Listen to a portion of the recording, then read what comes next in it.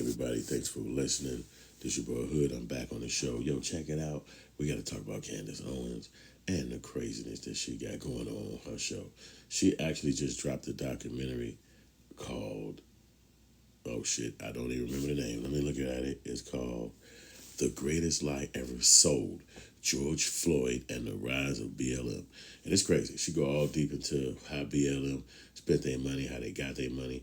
And really the craziest thing about all that is that they spent a lot of their money on transgenders and gay rights. And maybe some of those people were black, but it's like, man, I thought y'all was trying to do for black regular people. And they also never even removed the car from the house that they were living in, like at that time, like, you know, where he lived. Like, they never even removed the car, like, after he passed away. It's like, man, some of the stuff is kind of intriguing. Some of it, I don't know if it's lies. I don't know if it's the truth. You got to kind of tell for yourself, man. And nobody looks back. Nobody asks any questions. Nobody says sorry. It's just, you are being sacrificed so we can build this temple of Black Lives Matter. And there are so many individuals who deserve to have their story told.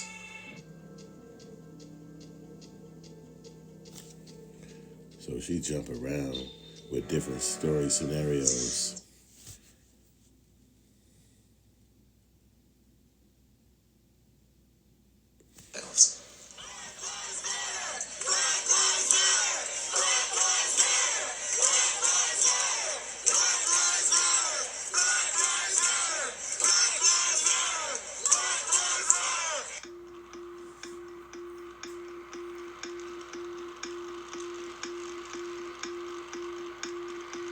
Where have you seen that money impacted throughout the city? Democratic politics. I mean, that's... We shared this place, right? And we wouldn't have on everything, you know, the rent, light, gas. So when it happened to Floyd, everything fell back on me and Alvin. So you got a car out there, it's just sitting there. We couldn't do nothing with it because he didn't, we don't have the title. They won't take it or move it. It is just shocking to me because of how much money was raised to think that where he lived, the bills weren't being covered. So Black Lives Matter released their 990 IRS filings, and of course, I wanted to jump right into it and find out exactly what happened to the approximate $80 million that was raised by them between July 1st of 2020 and June 30th, 2021. Okay, Vivek, so during the George Floyd death and the aftermath, you were in Silicon Valley, is that correct? Yeah, I was running a biotech company, actually, and I was CEO at the time, that's right. What was the corporate reaction in Silicon Valley? We skipping around so you can see just a little glimpse of what she did. Transgender, gender questioning, and gender non-conforming persons. They admit that they purchased a property in Little Rock, Arkansas back in 2019, and that property was supposed to serve as an oasis and a retreat for transgendered person, but they admit, also on the website, that they actually never held such a retreat. First, because their founder had a stroke and was recovering, and then it was COVID-19, so they still couldn't host a retreat. And despite having never hosted a retreat at this amazing oasis property that they purchased, in 2021, they announced that they purchased a second property next door to the first one.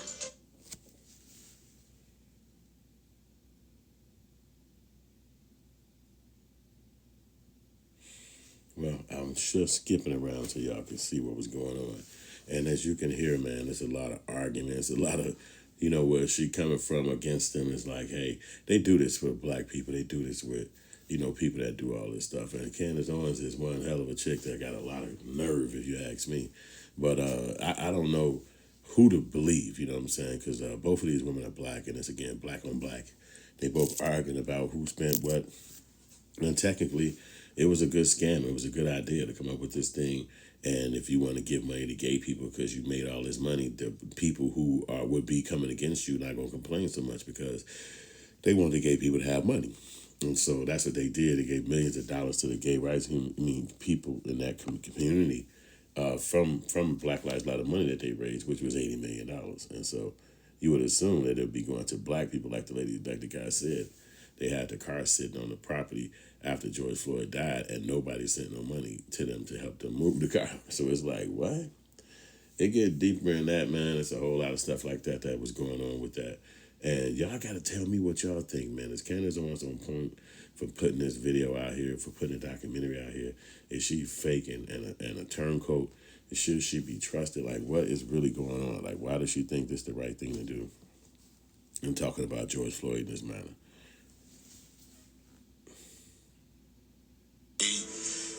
Motivation was, and then like sometimes when I went to the George Floyd Memorial, it was different individuals going around there saying donations for this, for Floyd, for this, and you didn't know where they was coming from. You got a little metal box, and I don't know who you are. Where is this going?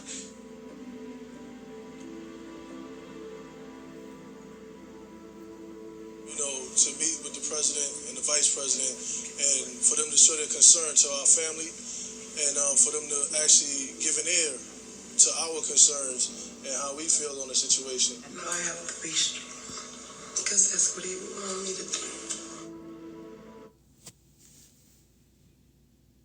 Then y'all hear for yourself the exact audio from the documentary. But, you know, sometimes in our culture, man, we got to figure out a way to get through all this stuff, man. Because them fighting and going up against each other is crazy. You know, they did raise a lot of money, but it don't seem like it's to be helping Spirit, trans and gender nonconforming people of color community organizing center. Another $400,000 went to transgender advocates knowledgeable, empowering, or TAKE, as it's known for short. The founder of that organization is a transgendered individual by the name of Darrenisha Duncan. You see, it's like a lot of the money went to the transgender community, even though some of them are black. It just didn't, you couldn't imagine with all them people fighting and bugging out and all that would be where the money Hello. I was just looking to speak to whoever is at this property. Sir? Hello? I don't know if he's going to get someone. I see a very cute German Shepherd, it looks like. This morning, I woke up to Candace Owens being outside of my house with a news crew. Looks to be maybe in his mid-40s, white male, black hat, and he is, whoever he spoke to on the phone has instructed. So as you can see, she popped out at their crib. The lady, Patrice, she went to the lady house and was like, yo, you bought this house with Black Lives Matter money. What's your problem? And all this stuff is, you know, so it's just a whole lot of that. And, you know, eventually and probably, they'll probably try to indict that black lady and put her in jail for getting money like that. You know what I'm saying? You know how America is. Maybe they won't do it now. Maybe they do it further in the future. But you know how America is because they'll come at you like that. So maybe Candace Owens is trying to help her do that, help her go down. You just don't really know what's going on with all this crap. But I just look at it as crazy because it's like, hey, we all black people. I mean, even though Candace Owens is some person from like another country, another island or something like that, she is still a black-skinned person. So if you look at her or deal with her in America, you're going to think she's a black lady and she conducts herself as a black woman. But, you know, I just don't, I think it's messy going up against this lady with the Black Lives Matter, even though she might be scamming, even though she might be going, and I just don't think it's all good because you got white companies that's out there doing the same thing. And you name them. That everybody is not above board. You know what I'm saying? And then the other side of the game was trying to say that George Floyd died at the hands, died from just having a drug addiction and all that stuff. It's like, what the F? We watched that with our own two eyes. You can't make us see what you want us to see. We watched that with our own two eyes. There was no knee on his back. What? Like, why do we even listen to people like that? You know, they're like, I watched it with my own two eyes. He was murdered. Period. Now, if he had drugs in the system or whatever, what the hell they got to do with somebody knee on his back? So it's just weird, man. You know, but I don't know if y'all into documentaries, but you might like it. That this person was amazing. I won't do that. Why are we pretending that this criminal should be upheld as a citizen, as a martyr in Black America? A martyr for a fake narrative, by the way. People were shocked, right? They had all thrown themselves in emotionally based on the media narrative, and they just sort of thought, How could the media not have told us this? So right now I am researching Alvin and Teresa Scott. They were George Floyd's last known roommates. And we basically... Y'all need to go check it out, man. She go deep into this stuff. And whether it's propaganda style, which I believe it is, right-wing style, which I believe it is, it's all the talking points from Republican-minded people and stuff like that. And those people like her, Kanye West, they have to live around them. They married to them. So the conversation is never going to be, yeah, black people is going to make it one day. The conversation is like, black people are idiots and they in the way, and they need to fucking stop and check themselves and get themselves together. That's the message that's current and that's consistent. So when you hear somebody like that talking, it's almost like, okay, I see where you're coming from. You know, and George Floyd is not here to talk for himself either. You know, that's another thing about that that's crazy. He got killed by somebody, and now all of a sudden, and it outraged the people. The people were outraged from what they saw, not knowing he's a drug dealer, a drug user, a drug abuser, a drug addicted person. That ain't got nothing to do with somebody putting a knee on your back. And him being 6 feet tall, all this big, tall black man-ism. If you're not a black man that's large, you wouldn't even understand how the police are afraid when they come up on you. And when they get to you, they be spooked. Oh. Just to prove to the person that he wasn't spooked. You know what I'm saying? That he ain't scared. So it's like, these people are afraid of us. And they be physically afraid of you, especially the larger you are.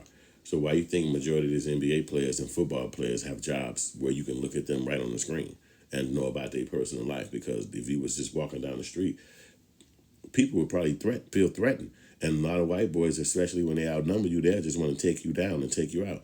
Ultimately, I know people don't really look at it like this, but ultimately, we're animals.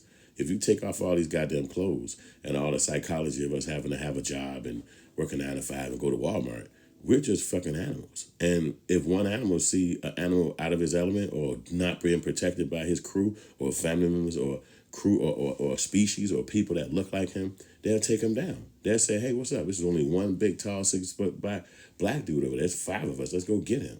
And they might not even know they're doing it. Matter of fact, white people call it mob action or mob mentality, whereas like I just saw him do it, so I did it.